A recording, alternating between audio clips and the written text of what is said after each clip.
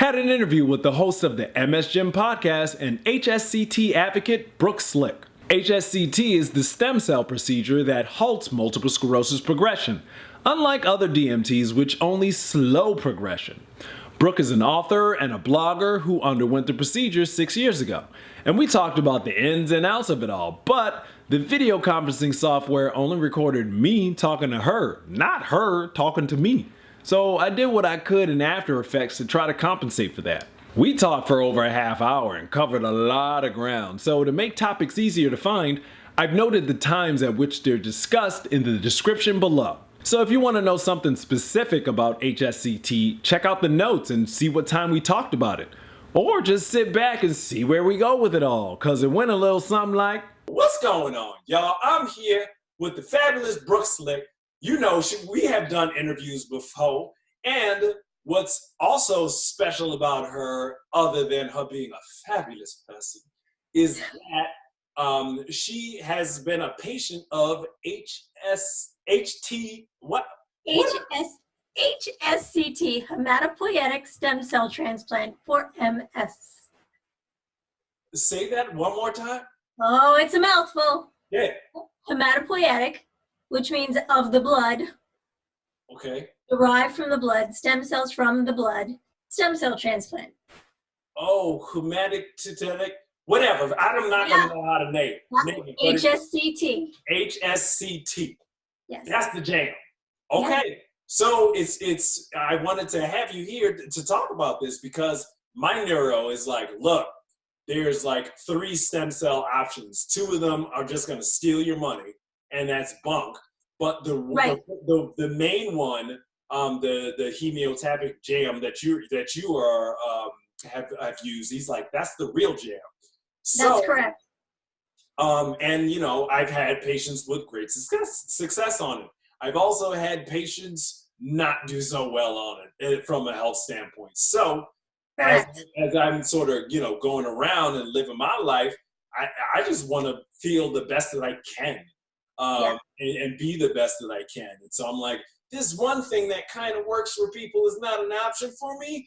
And he's like, yeah, bro, because your disability is not as far along. Like this treatment is like for folks who are using canes and are going to be in the wheelchair soon enough. It's like a downward progression. Like, does that make any sense? Is that something? No, that's incorrect.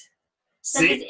That's incorrect information. Look, talk to me, bro. Please. Okay, first of all, tell me what HSTC is. HTSC.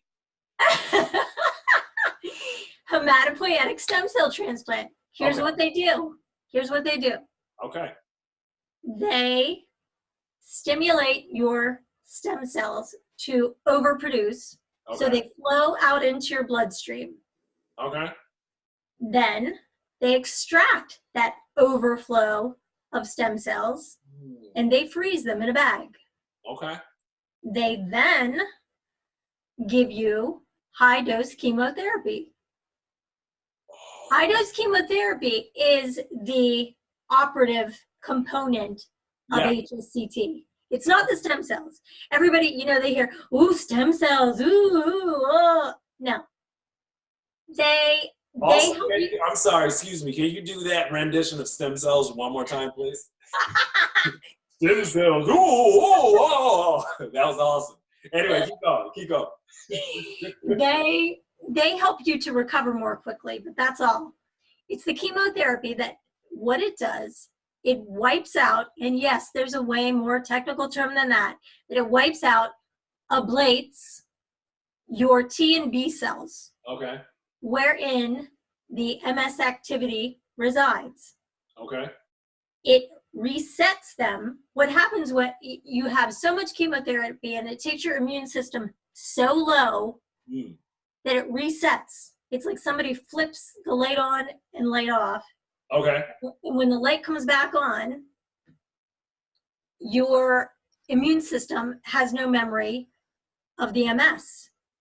And it starts to function as it did pre-MS. There are 2 different protocols for HSCT. One is called myeloablative, which completely wipes out your immune system. Okay. The more popular and safer, less risk, is non-myeloablative. That's the one that I had in Moscow. That's what they have in Mexico. That's what they had in Chicago until they stopped doing it 2 weeks ago. Huh. After Selma Blair had her HSCT. Yeah, she was in the United States and did that. And so That's the girl got in and then they pulled the plug. Yeah, well, actually, Dr. Bert's been working on this for a long time, and he's taken a sabbatical. Apparently, he is going to travel around and teach other doctors and other facilities throughout the United States about the treatment and how they can implement it into their offerings. So, I mean, it's sad for anybody who was looking to go to Chicago because not everybody wants to leave the country to have it done. No. But it's fantastic that he's taking everything that he's learned on the road. Okay. That's dope.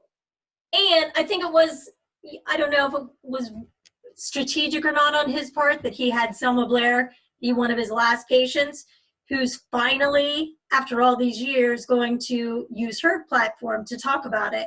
Yeah. And she's been, you know, everybody's been following her on Instagram. She's the bomb now because she's somebody with a platform who can get out there and say, listen, I had stem cell transplant for my MS. So now everybody's watching. Yeah, everybody wants to know. Yeah, totally. Yeah, so we're psyched about that. Awesome. Well, that's why I got eyeballs on me, because I do Ocrevus. Yes. Well, here's the interesting thing. Ocrevus used to be the rebranded, I say rebranded, version of rituximab. Right. Correct? Yes, correct. So what happened was the patent expired, and I think rituximab and Ocrevus are not identical. Mm-hmm. I think they zhuzhed up something in it, or something, and then they rebranded it as Ocrevus. Mm. So it's essentially the same thing as rituximab, which is also part of the HSCT protocol. We get one 5 to 6 hour infusion of rituximab before we hit the road, because it concentrates more on B cells. I look at it, and Dr. Fedorenko said to me, it's kind of like a 1-2 punch. You know, you smack it with chemotherapy, and then you clock it with rituximab, just for good measure. Okay, so like I'm gonna back out here. I'm gonna back up here. Yeah. I have multiple sclerosis. It stinks. I want to get this special therapy. So I go to the hospital, they hook me up, the chemo crushes my immune system to like the beginning, reboots it all. Then you put some rituximab in there and say, go on about your life, little person, and be happy and MS free. Is that like the gist? Well, you forgot that you missed about 10, well, anywhere from like 7 to 12 days in isolation, where your immune system is so ablated that you're at risk for infection. So everybody who comes to see you, even the doctors, the nurses, everybody's gowned up. So it's like solitary confinement up in there? Oh, it is. You did something out in the yard and now you got to go to the hole? Come on, son. Yeah, but the hole has windows. At least in Moscow it does. It does in Chicago too, and Mexico. Wow. So you get all of this therapy. It wipes out your immune system. They put you in a hole for like 10 days? Yeah. Bruh. They just keep watching your blood work every day until it reaches a certain level and you're considered engrafted. When you're engrafted, you're safe enough to come out of isolation.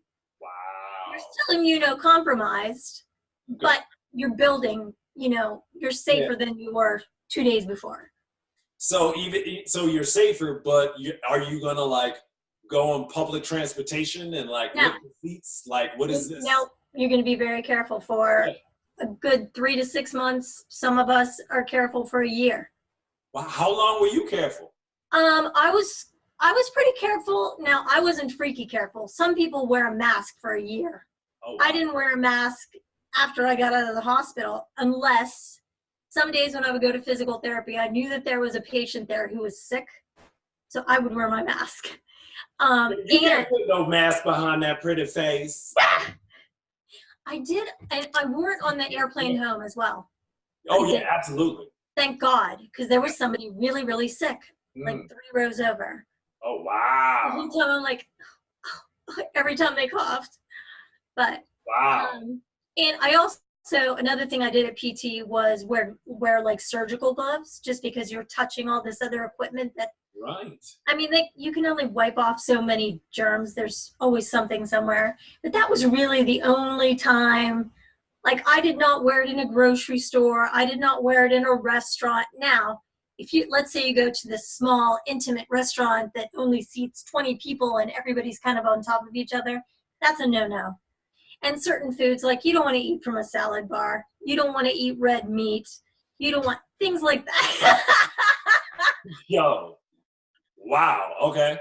Stuff like that. But otherwise, just common sense, wash your fruit, wash your lettuce, things like that. Just common sense. But you have to be careful. And this thing brings you back over time. So over like sometimes for some people it's 6 months, for some people it's a year, but you will be living with a rebooted operating system that Yes. somehow forgot that it had MS, and then you live your life. So like on your scans and stuff, are you like, or are your scans clear? Like how does it work? They basically, and that's the thing. What this treatment does is it halts the disease. Right. That's the main goal, is just halting the progression dead in its tracks. So a scan that I would have today, the scan that I had last year, looks exactly like the one I had 6 years ago after I came back from Moscow. Well, with MS, that rarely happens. Oh yeah. Something always changes. Something's always lighting up. Something's, it's always something. So to not have any progression or activity for 6 years is like major. But don't get it twisted. Okay. Just because your disease is halted, just because you technically, well, it's not even technically, that people say, oh, I don't have MS anymore. Well, you don't have active MS anymore. You don't have progressive MS anymore, but you still have the damage from MS. Right. Now, there are all kinds of different factors, but some people see symptomatic improvement and some people do not. Some people see a little and some people see a lot.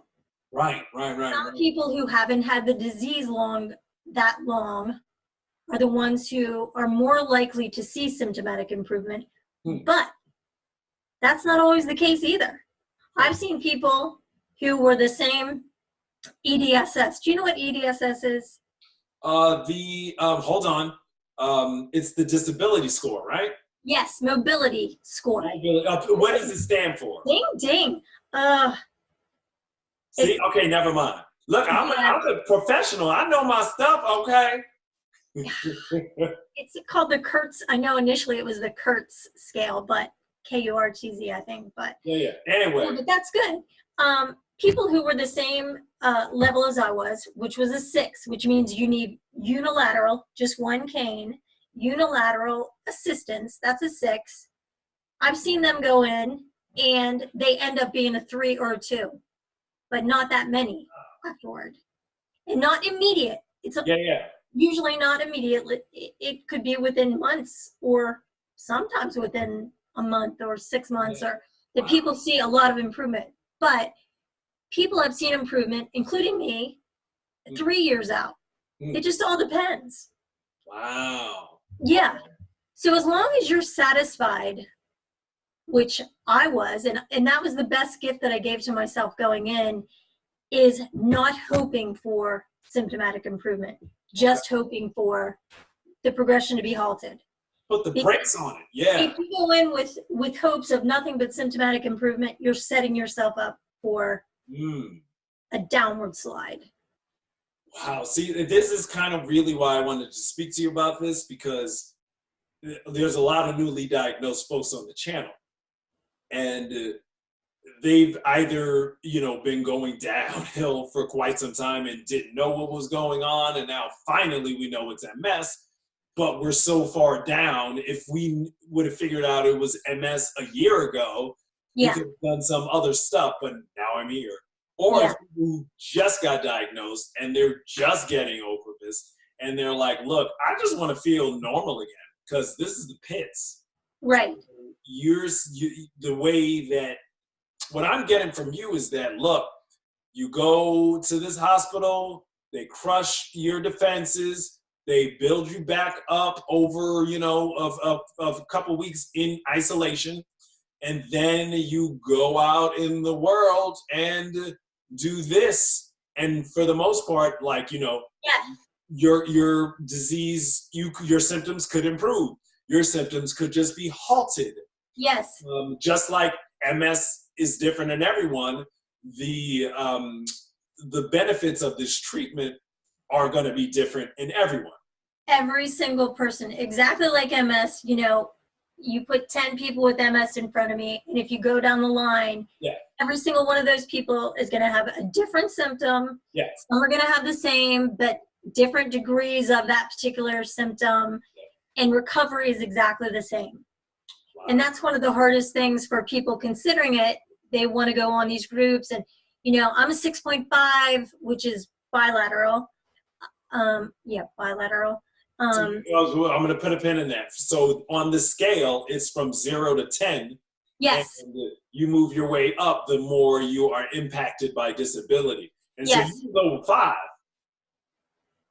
You were like over the number 5, I was between 5 and 6. So that's beginning to be like, all right, this is.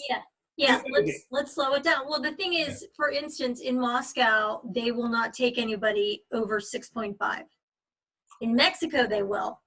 And I wish I knew off the top of my head what their highest amount, but they will take somebody who's in a wheelchair. Yo.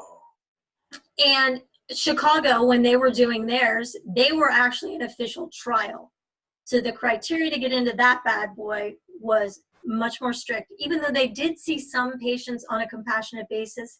Yeah. I don't know how that happened. Now it doesn't matter, unfortunately. But yeah. So I didn't mean to cut you off. Go for it. That's okay. No. You've got this thing.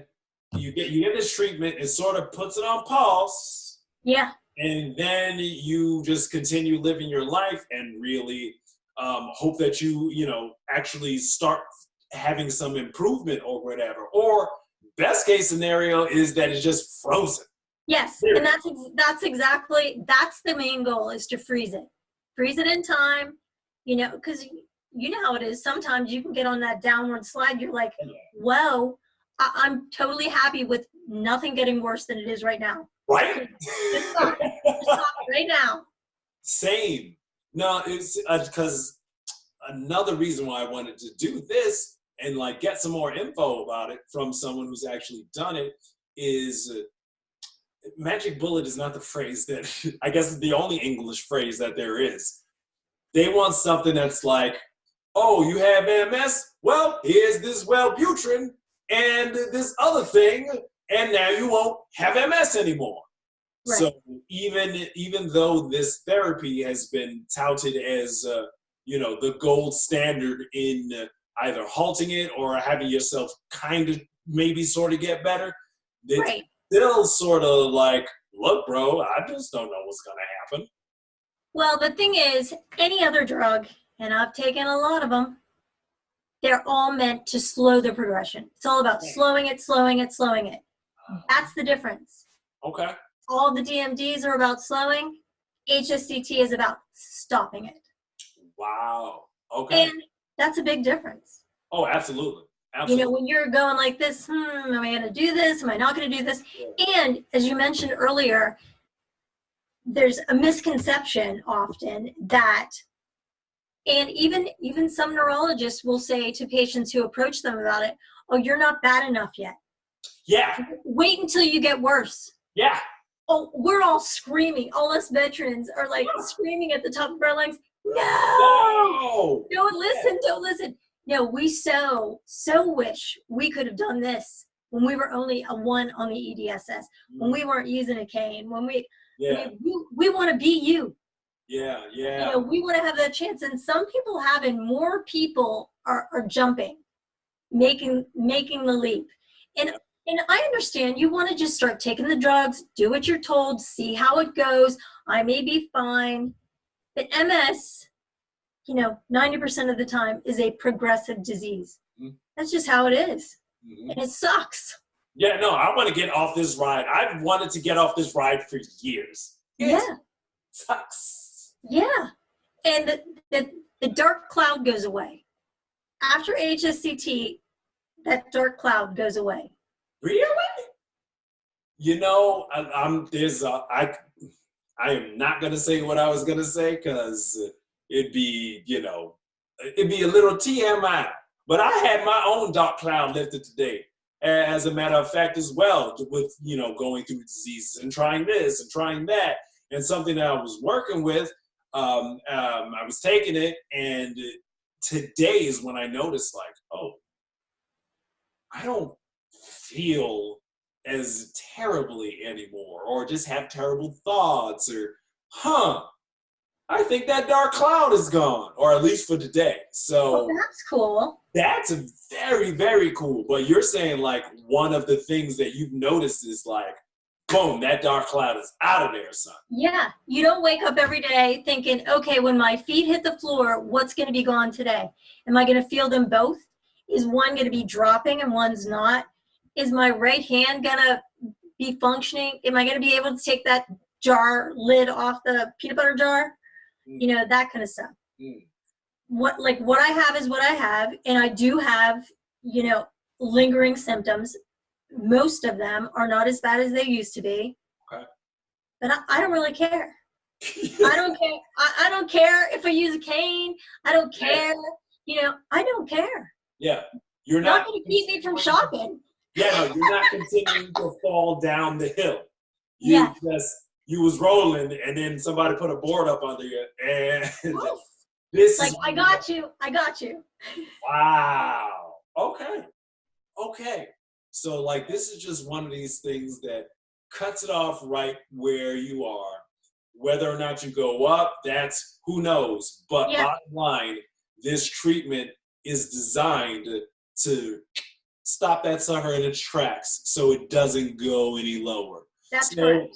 Okay, so, like, is this something insurance covered? Did you have to be like, I'm paying $50,000 and flying to Russia? And what did you do somewhere in between? Like, what? It does not. Insurance does not pay for it. Now, in Chicago, some insurances were starting to cover it. Okay. But if you go out of the country, you're out of luck. Oh, yeah. But you can write it off on your taxes as a medical expense. Okay. Every last cent of it.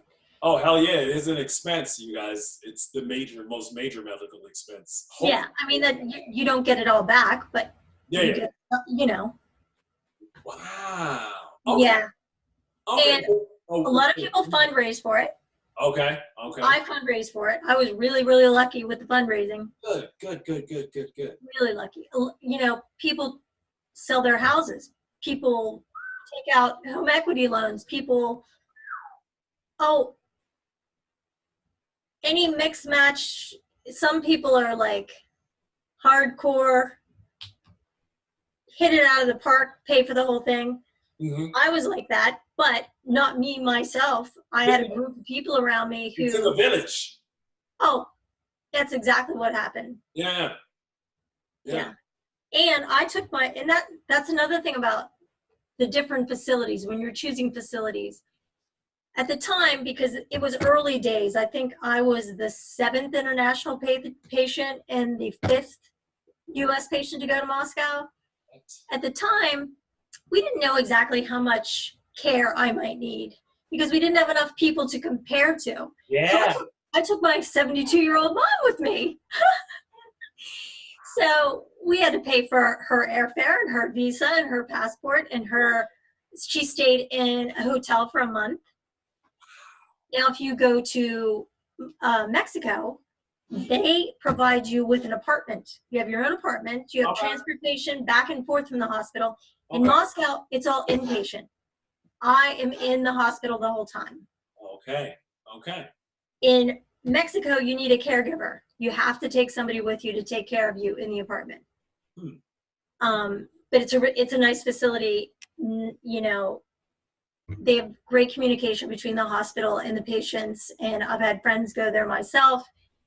You know, they're doing fantastic. So yeah, it's all good. So, you know, each case is different. So in you, you had your thing where you're rolling down the hill and they stop.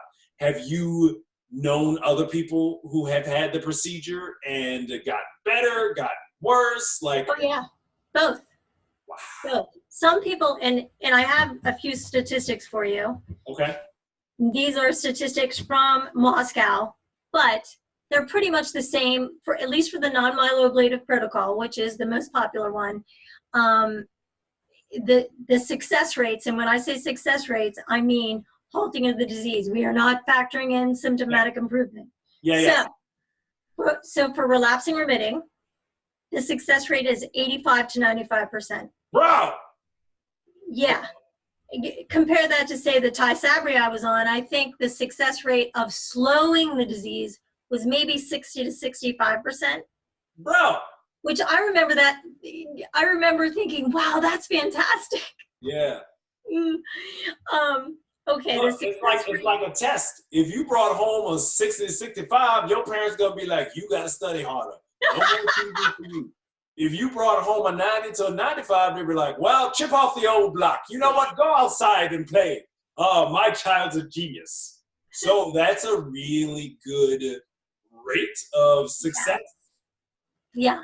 Now, for PPMS, primary progressive, it has the lowest rate of success. And it's 65 to 75%. For secondary progressive, the success rate is 70 to 76%. So, and I think that he provided that to me last November after he had already seen like over 800 international patients and thousands of patients, including the ones from Russia. So these numbers are staggering.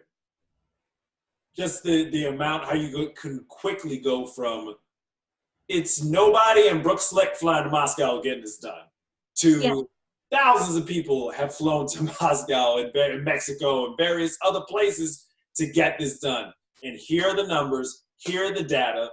For this type of MS, you get this. For another type of MS, you get that.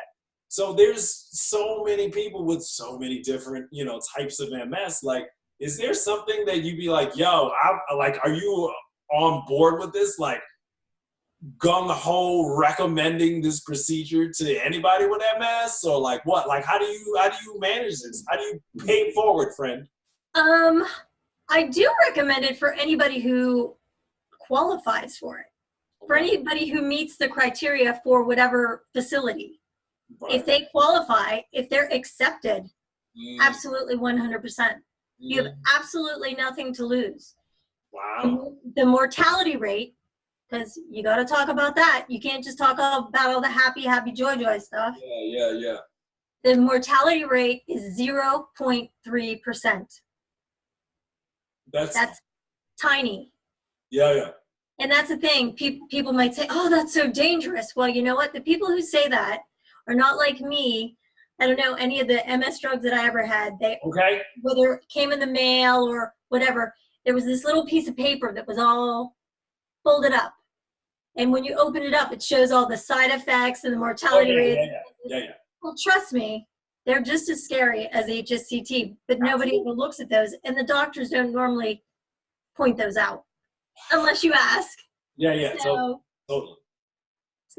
It's not as scary as you think. Do I know people who have died from it? Yes, I do. Not a lot. Literally a handful of all the facilities around the world. Yeah. So so if you get a relapsing remitting diagnosis, it's you got your Copaxone on the lower level of strength, and then you've got Ocrevus on your higher level of strength, and then you have this procedure that's the daddy of them all. It's the Mamma Jamma. The whole Mamma Jamma? Wow. Yeah. It's king. Sorry. I used to think Tysabri was king, so. Okay. For Well, you better watch out, Ty Saber. You done lost your place in the MS protocol, baby. Well, I think just explaining the procedure will be plenty for the vlog, because that's Right. what people want, information. And yeah, you could Google what it does, but you're not really getting so many people like, here I am at the facility, here I am over here, this is the thing going to my arm. I feel so crampy because I have 2% immune system right now. And we're just watching the whole thing. There's not a lot out there. So Yeah. thank you for just talking about like the steps and being a person who is illustrative of the beneficial effects of this treatment. Well, thanks for asking me. Honestly, I've been wanting to do an episode on this and planning how I was going to do it. I was going to have different people who have gone to different facilities. Yeah. I think it just would have been a little complicated. Yeah, People just want to know what it is, how much it is. We didn't talk about that, did we? We didn't talk about money. Well, I kind of did it as artfully as I could. So you don't even know I did. Look it. Okay. I did something. So we know. It's around $50,000. It's between 50 and 50,000. Yeah. It's 50 grand to do this. This much I know. And I sort of worked toward that. So yes, I can absolutely say right now, it's about 50 grand. Yeah. Halt your MS. And if you have a relapsing remitting, you halt it at a rate of 90 to, 85 to 95%. Right. You have the primary progressive, you halt it at 65, 75%, and so on and so forth. And I think something else, when people hear that number, like, oh my God, where am I going to come up with that money? That's just too much money. What I had to do, and what a lot of people do, is you have to sit down and you have to think about your future. You have to think where you are going to be 20 years from now, or even 10 years, or even 5 years from now. What's it going to cost to have home health care come in and take care of you? Know what I'm saying? Yes, indeed. What's it going to cost for home health care? What's it going to cost for all the things that you won't be able to do, that you're going to have to pay to have somebody come and transport you to get infusions or whatever it is? Yeah. And that adds up fast, as you know. So it's really kind of like, HSCT is the steal of the century. We're getting at bargain basement prices. Get your HSCT here. Freeze your multiple sclerosis like you put it to the Arctic. It's frozen now. I stumbled because I was being silly. Look, like, I'm gonna wrap this up here. Like, is there like what would you walk away from this whole experience, being someone that has had this experience? What would you say to someone who is a Copaxone user or an Ocrevus user? What would you say to somebody newly diagnosed? And what would you say to somebody who's had their MS for like 5 years? I would say to both of those people, don't wait. Ooh. Both, because it doesn't matter. Don't wait. Like, how much longer do you want to live like this? That's what I'd say. How much longer are you willing to go on with the dark cloud, with the unknowing, with a future that you can't really plan for? Vacation, maybe you're not going to take because you don't know if you can afford it, because you're too busy spending money on drugs, or what, maybe you can't work. Yeah. Loss of income. So many people go back to work who haven't worked for so long. Some people find completely different careers and excel in them. It's kind of like a reset of life, per se. Wow. Okay. That's. So, Damien, you thinking about it? Well, I think about as many things as I can all day, every day, Brooke Slick.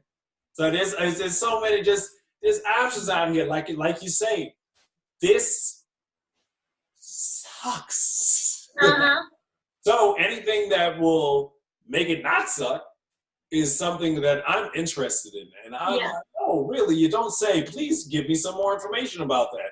Oh, call Brooke Slick up at 3:30 in the afternoon on a Tuesday and have her talk about it. Because I need to know information. Like, baby, tell me now, because I need to know. I'm like Mark Anthony. I need to know. Baby, tell me now, cause I need to know. You know what I'm saying? I do. Yeah, you do. Yeah, you do. Look, Brooke Slick, you dope. You cool. Where can people find your fabulous self on the interwebs? Talk to them. Brookeslick.com, Yup. where they can follow my HSCT story. Yup. Just my MS story in general. They can follow the podcast, anything I'm working on, the book I'm writing. What is the podcast? The MS Gym podcast. Okay, so which you've been a star before. Well, you know, I have a soft spot for Coach Trevor, and then don't we all? brought me to you. So if folk want to figure out more about what you got going on, you got brookslick.com. Yep. MS Gym podcast, and that's pretty much it. There's another. Is there anything else? As far as finding out about HSCT, one of the best resources is going to Facebook. Type it in. Type in HSCT. Type in hematopoietic. You're gonna have to look that one up. Yeah, no, I don't know. I might put it under the screen and post. I might just be like, eh. But there's a main group on Facebook, like a general group. Then there are sister groups, which there's the Russia group, which I'm an admin of. There's a Mexico group. Okay. There's a Singapore group. There's different. Every facility has a Facebook group. Wow. Yeah. So this is really a thing. Oh, it's a thing. It's been a thing for 6 years, 7 years. Wow. Like, I mean, it's not like when you get out of the MRI machine, they're like, you have MS. Have you heard about HSCT? They don't do it. That's not a thing. No. So that just gives me pause. Like, Ain't no money in it, Damien. Oh, right. Ain't no money in the cure. Like Chris Rock said, ain't no money in the cure. Money's in the medicine. Oh, that is the most hilarious video. Oh, yeah. Oh, yeah. It's so true. Because it's only, things are only funny because they're true, bro. Scary true. Trust me, I know. I'm funny for a living. And so you gotta poke at the truths. Yeah. I'm so happy you gave me some time here. And Thank you for having me, Damien. And you explain this to other folk, and hopefully folk have some more, information that they can use to dig and more resources to find out the CT might be for them, / where they could go. And you know how to get in touch with Brooke because she's been around the block a few times on this. So holla at your girl, and I'm going to be here next week. So holla at your boy. Okay, bye. Bye.